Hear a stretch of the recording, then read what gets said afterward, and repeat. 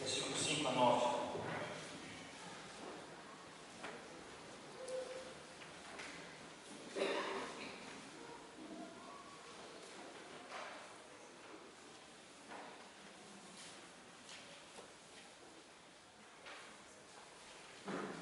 Quanto a vós outros, servos, obedecei ao vosso Senhor segundo a carne, com temor e tremor, na sinceridade do vosso coração, como a Cristo, não servindo à vista como para agradar homens, mas como servos de Cristo, fazendo de coração a vontade de Deus, servindo de boa vontade como ao Senhor e não como a homens, certos de que cada um, se fizer alguma coisa boa, receberá isso outra vez do Senhor, quer seja servo, quer livre.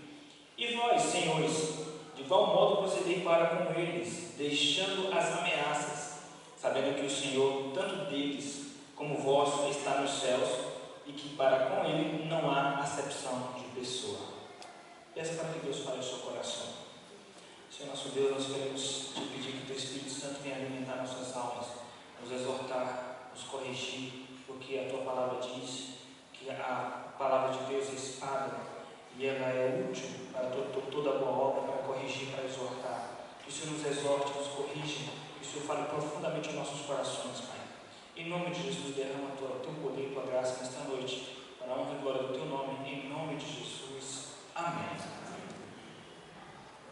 Meus queridos irmãos, Deus nos chamou para sermos luz neste mundo, luz perante um mundo tenebroso, um mundo perdido. Está escrito no Evangelho de Mateus, capítulo 5, versículo 16, Jesus diz: assim brilhe a vossa luz diante dos homens, para que vejam as vossas boas obras e glorifiquem a vosso Pai Celeste. De fato, esse é o nosso chamado, esse é o fim principal do homem, glorificar a Deus.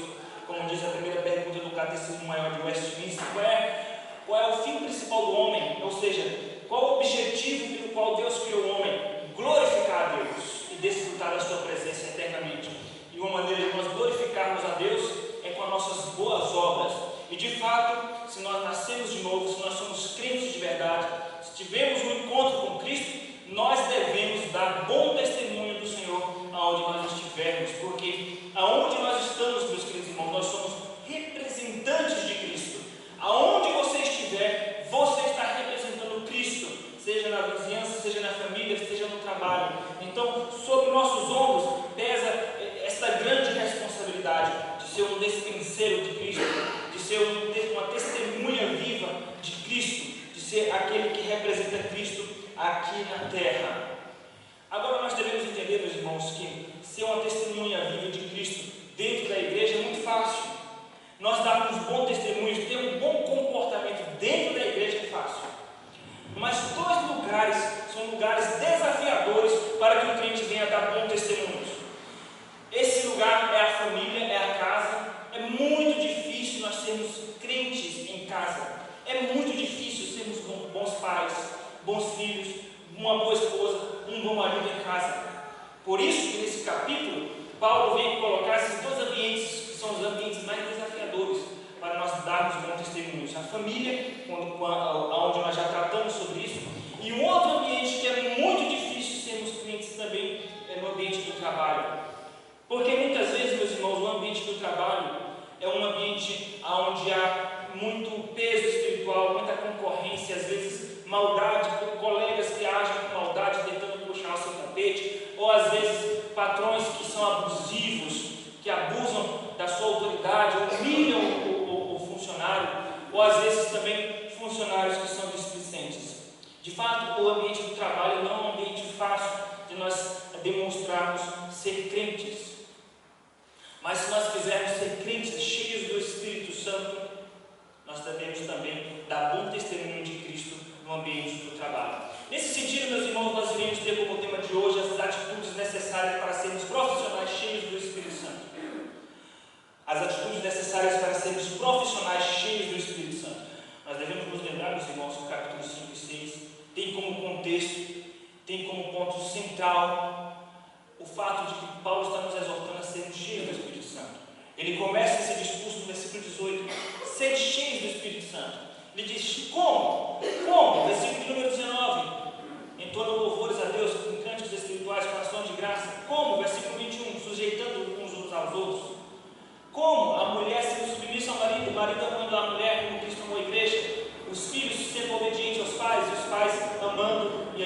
dos seus filhos. E aí no capítulo 6, versículo de número 5 em diante, e agora ele faz essa aplicação voltada para o mercado, para o trabalho, dizendo que os servos têm que ser submissos aos seus senhores, e os senhores têm que tratar com dignidade os seus servos. Então, agora ele começa a demonstrar características de pessoas que são cheias do Espírito Santo no seu ambiente de trabalho. Agora, é claro que nós devemos fazer uma transposição cultural aqui, porque o aspecto de trabalho, o aspecto empregatício de hoje não tem o mesmo formato do primeiro século, do período de Paulo, do período de Cristo. Mas algumas semelhanças haviam, mas devemos entender que os princípios desse texto se aplicam, os princípios da relação entre Senhor e servo, patrão e empregado. Por isso o tema da mensagem de hoje, profissionais cheios do Espírito Santo. Isso significa que nós não iremos nos ater nas diferenças culturais, mas nós iremos nos ater nos princípios que envolvem esse texto. Meus queridos irmãos, existia dois tipos de empregados naquele tempo do primeiro século. De maneira geral, de maneira resumida, dois tipos. Existiam os servos, que eram, na verdade, que trabalhavam no regime de escravidão. Esses servos, eles eram tidos mesmo como escravos no sentido estrito da palavra. Inclusive a palavra duro significa isso, escravo. Ele se tornou escravo, devido a uma guerra, onde seu país perdeu aquela guerra, ele se tornou vassalo, escravo de outro senhor, ou porque não conseguiu pagar uma dívida, ele se tornou escravo por causa disso, ou ele se tornou escravo, na verdade, de nascença, já nasceu numa família de escravos e não teve jeito, se tornou então um escravo, ou porque foi comprado como escravo. Mas existia uma outra modalidade de servo, que era aqueles servos que trabalhavam assalariados. E Jesus fala sobre certas parábolas, ele comenta sobre aqueles servos que recebiam salários, recebiam denário. E nesse sentido, meus irmãos, nós devemos entender que essa palavra se aplica tanto para um como para o outro. Tanto os servos que eram os escravos, que deveriam obedecer seu senhor, mesmo que fossem senhores injustos, como também os servos que eram assalariados, os servos que eram considerados livres. Eles eram livres, porque justamente por isso eles eram assalariados. O versículo de número 8 diz o seguinte: certo de cada um, se fizer alguma coisa boa, receberá isso outra vez do Senhor. Quer seja servo, doulos em grego, quer seja livre. Mas o princípio permanece para os nossos dias, que é o princípio da relação empregado e patrão. Nesse sentido, nós iremos entender quais são as atitudes essenciais para que sejamos profissionais, seja como patrão, seja como empregado, profissionais cheios do Espírito Santo. E a primeira atitude, meus irmãos, é sermos trabalhadores obedientes ou submissos aos superiores. Essa é a primeira atitude. Isso significa, meus irmãos, como nós já dissemos outras vezes, que não adianta você ser um bom crente dentro da igreja. Não adianta você ser um bom crente na igreja, você trabalhar para Deus dentro da igreja, falar o linguajar evangélico e no trabalho você ser insubmisso às ordens dos seus superiores, você ser desobediente às ordens dos seus superiores. O versículo de número 5 diz assim: quanto a vós outros servos, obedecei a vosso Senhor segundo a carne, com temor e tremor, na sinceridade do vosso coração, como a Cristo.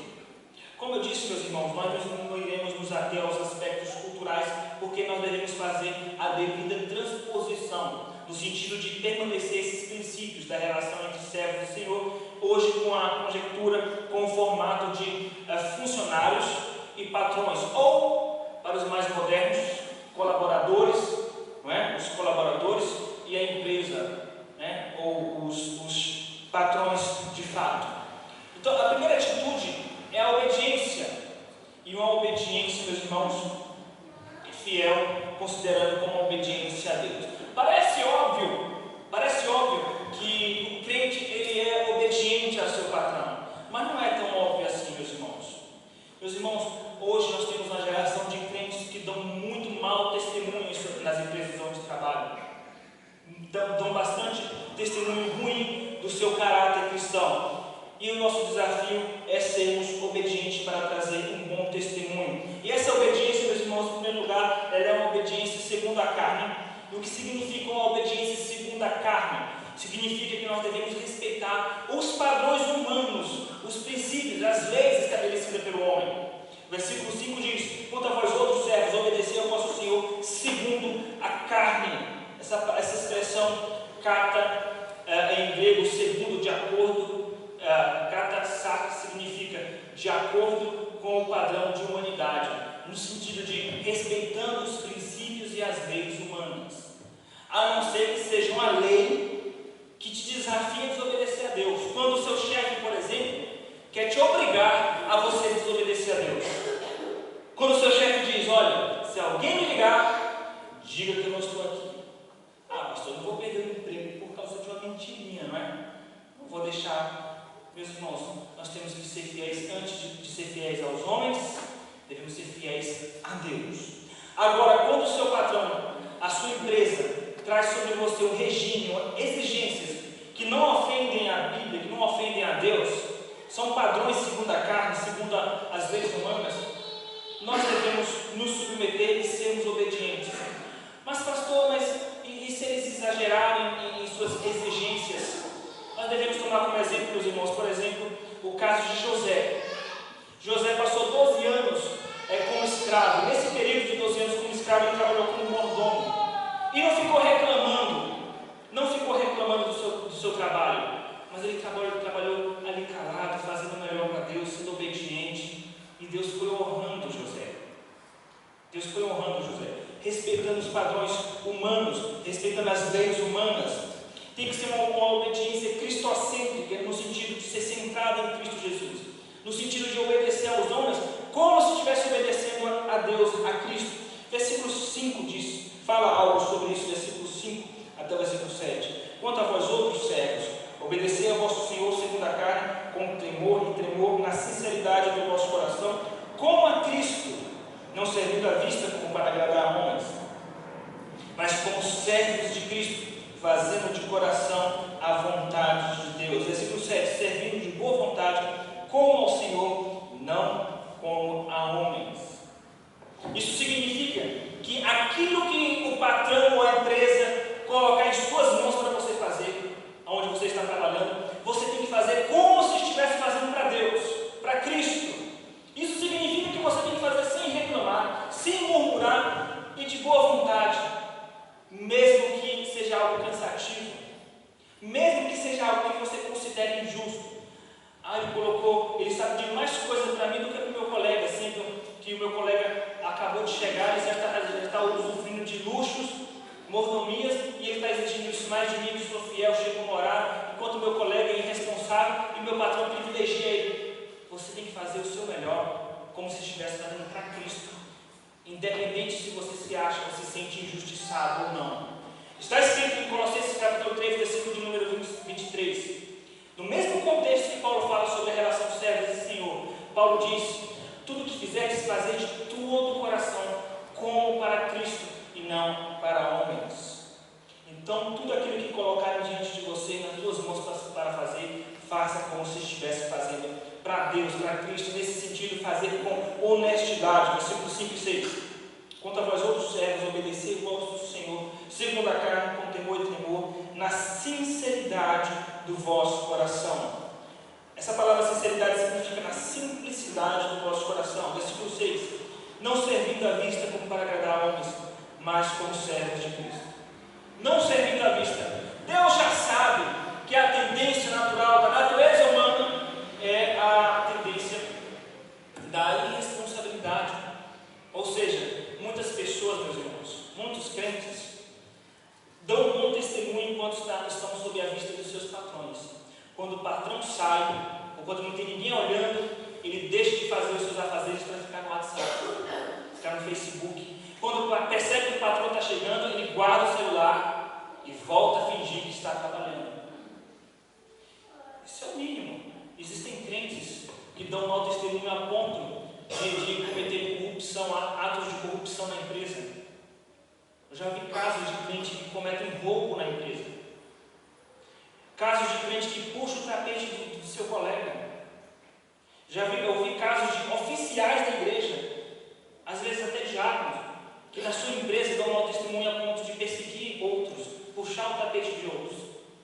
dando mau testemunho. Mas na igreja, quando entra pelas portas da igreja, coloca as suas asinhas de anjo. Meus irmãos, é muito difícil dar bom testemunho lá fora, mas é lá fora mesmo que nós devemos dar bom testemunho de Cristo. Uma obediência segundo a carne, respeitando os padrões humanos. Uma obediência cristocêntrica significa com honestidade, com temor e tremor, versículo de número 5. Com temor e tremor. Por quê? Não é temor do patrão, não é medo do patrão, porque se você faz um bom trabalho apenas por medo e por temor do patrão, quando o patrão não estiver presente, você vai fazer de qualquer jeito. É por temor e tremor a Deus, sabendo que Deus está olhando dos céus. Mesmo que não tenha câmeras de segurança filmando o que você está fazendo lá, saiba que os olhos do Senhor estão sobre toda a terra, estão sobre a vida do justo, inclusive. O versículo de número 9 atesta isso, sabendo que o Senhor, tanto deles como vós, está nos céus. Ou seja, Deus está olhando, tanto os patrões como os trabalhadores. É uma obediência centrada em Cristo, com honestidade, com temor e fazendo o melhor possível, fazendo de coração. Quando o texto fala sobre fazer de coração, significa fazendo o melhor. Versículo de número 5 fala sobre isso, fazendo com a sinceridade de vosso coração. O versículo de número 6 também fala sobre isso, fazendo de coração. Primeira carta de Paulo aos Coríntios, capítulo de número 10, versículo 31 diz: quer comais, que bebais, que façais qualquer outra coisa, fazer tudo para a glória de Deus. Isso significa que nós devemos fazer sempre o melhor, não pensando em aumento necessariamente, não que seja errado pedir aumento, mas você tem que fazer o melhor porque você está fazendo para Deus. Você está fazendo para Deus. Se é um relatório, é para Deus. Se é um planejamento estratégico, é para Deus. Se é organizar e liderar os seus subordinados, é para Deus. Se é limpeza, é para Deus. Trabalho de escritório, é para Deus. Se é trabalho na rua, é para Deus. Tudo é para o Senhor. Então nós devemos fazer o melhor. Meus irmãos, essa é uma palavra muito desafiadora para nós, especialmente brasileiros, que nós que temos uma visão muito deturpada acerca do trabalho. Quando nós chegamos da igreja em casa à noite, sabendo que amanhã é segunda-feira, a gente suspira e diz: caramba, amanhã já é segunda-feira de novo. Misericórdia. Já começa a amaldiçoar a segunda-feira. É aquele ônibus lotado para o trabalho. Nós inconscientemente enxergamos o trabalho como uma maldição da queda. Nós achamos que o trabalho é consequência do pecado de Adão. Estamos enganados, porque de fato Adão já foi chamado para trabalhar antes do pecado, porque Deus mandou Adão administrar o jardim. A Bíblia diz que Deus, o próprio Deus, trabalhou até o sétimo dia. No sétimo dia ele terminou a sua obra. Inclusive ele continuou trabalhando depois, porque Jesus diz: eu e meu Pai trabalhamos até agora. Deus trabalhou na criação, depois ele continuou trabalhando na manutenção de toda a criação. O trabalho é a bênção de Deus. Não pense você que quando chegar no céu você não vai mais trabalhar. Você vai trabalhar. Se quiser desistir agora de ir para o céu depois dessa informação, mas no céu vai ter trabalho. Nós iremos trabalhar. Meus irmãos, a consequência do pecado de Adão não foi o trabalho, foi a fadiga, foi o suor, é trabalhar sob sofrimento. Mas o trabalho em si não só dignifica o homem, mas o trabalho é bênção de Deus. É bênção de Deus. Então nós, crentes brasileiros, temos que limpar do nosso inconsciente essa indisposição para com o trabalho. E para o trabalho de forma disposta. Porque quando nós entendemos que o trabalho é para glorificar a Deus, a coisa começa a mudar de figura progressivamente. Eu estou fazendo para Deus, eu tenho que fazer o meu melhor para Deus. E nós vamos voltar a ser parecidos com a geração anterior, ou a geração de 50 anos atrás, onde tinha um crente trabalhando, todos respeitavam. Ali tem um crente trabalhando. Meus irmãos, os crentes de gerações anteriores desfrutavam de bom testemunho perante o mundo. Hoje, o mundo já olha com desconfiança para os crentes, por causa do mau testemunho daqueles que se dizem crentes e por causa do mau testemunho daqueles que são crentes, mas são imaturos e ainda não desenvolveram o temor de Deus em seus corações. Faça o melhor, seja o melhor, não pensando em dinheiro, não pensando em ambição, posições e cargos.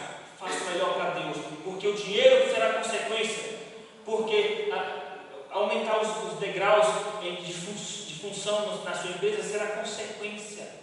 José ele fez o melhor sem pensar em se tornar rei no Egito. Ele não estava pensando nisso. Ele fez simplesmente porque ele sabia que Deus estava vigiando ele. Ele queria fazer o melhor para Deus. Depois veio a recompensa. Depois veio a consequência. O versículo 9 fala sobre a recompensa. Isso significa que uma obediência que respeita os padrões humanos, mas que é uma obediência centrada em Cristo, Deus vai retribuir essa obediência. Deus retribui. O versículo de número 8 fala sobre isso. O versículo 8 diz: certo de cada um, se fizer alguma coisa boa, receberá isso outra vez do Senhor, quer seja servo, quer seja livre. Ou seja, Deus vai te retribuir. Isso significa que a retribuição pode vir não necessariamente na empresa onde você está trabalhando. Pode ser que Deus abra outra porta, mas Ele só vai fazer isso se você for fiel no pouco.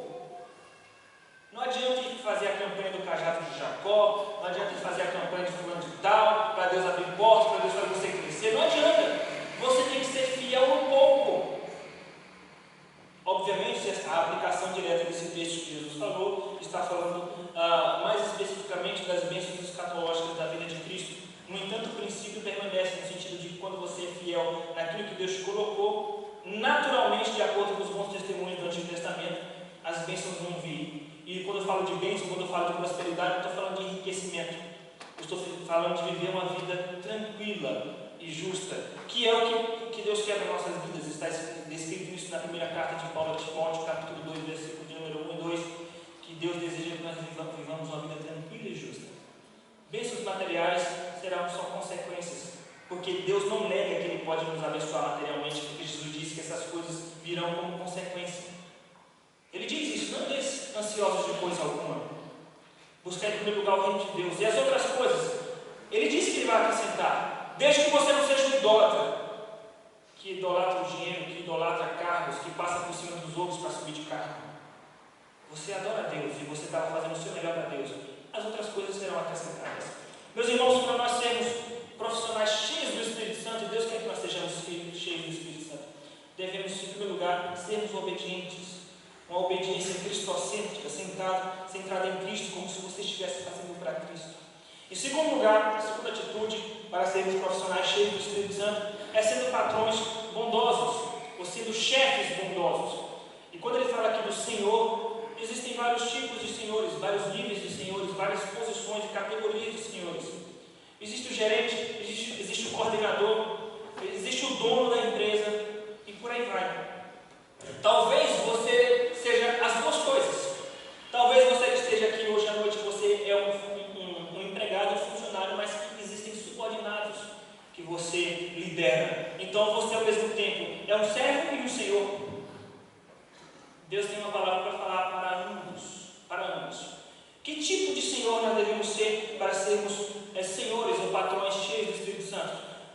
Patrões bondosos. Em que sentido ser patrão bondoso? Deixando o assédio moral. Versículo de número 9: e vós, senhores, de igual modo procedei para com eles, deixando as ameaças.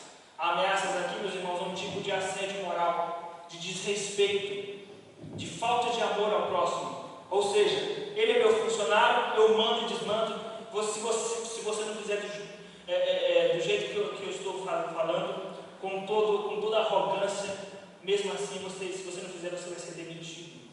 Não é porque você é chefe, que você é patrão, que você vai falar com os seus subordinados com arrogância, com um tom de ameaça, com um tom de desrespeito. Porque você, sendo chefe, você está representando Cristo naquela empresa. Obviamente, não é porque nós somos crentes que nós somos bobos, né?